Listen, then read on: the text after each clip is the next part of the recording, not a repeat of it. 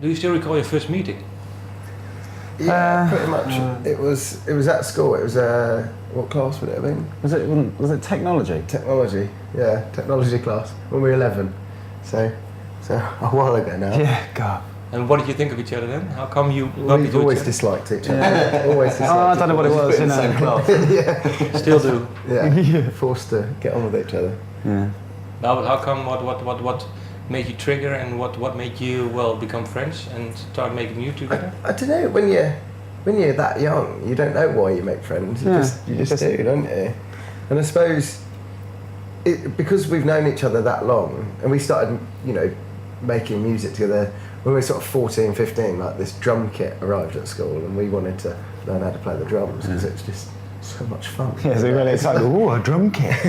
And we started doing that just because we were sort of 13, 14, it was good fun. Then we started playing guitar together. And I think by that time, we'd known each other for so long that you don't even question why you're friends and why you get on. It's until you're on tour. Yeah, but it's and I think same with Pete. I've known Pete for since we were 6. Yeah. And so it's kind of beyond a friendship. It's almost like being in a family in a way. In terms of we've been playing in bands for like 10 years since we started playing music. So yeah, we've known each other far too long. But I think only the last 2 years you called Scouting for Girls. Yeah. And 10 years ago, what was the band What called? are the terrible names have we had? Our first band was called Power Cut. Power Cut. Because we couldn't afford electric instruments. Yeah, there's all acoustic guitars. Yeah. There's always that kind of little underlying clever theme of names. We've had various bad names. That you wouldn't. Obsessive. Yeah. Obsessive was probably the worst one. Obsessive. Obsessive. Yeah. That was terrible, wasn't it? It was terrible. Luckily, I wasn't with you. But Scouting for Girls, we were doing it for 2005. about 2 years before we got signed. Yeah. So. Sorry. No problem.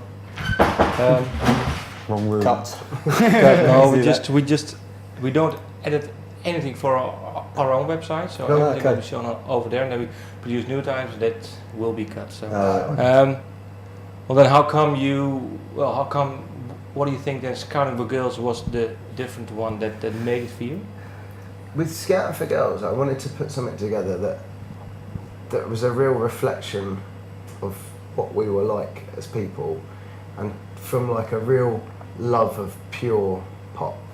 Like, I don't mean that like sort of as a manufactured pop, like like a boy band pop, but like the Beatles, like sort of those early records, or like the Beach Boys, like just really great, happy, timeless melodies which people can dance and sing along to. So, but I think you mean then the Beatles and the Beach Boys, the first years of those bands. Yeah, definitely. Those sort of she loves you, yeah, she loves you, yeah, or I get around. That sort of things would just make you want to dance, and we wanted to. I think it's a reflection of us because like when we do shows, they're always really good fun. There's a real party atmosphere there.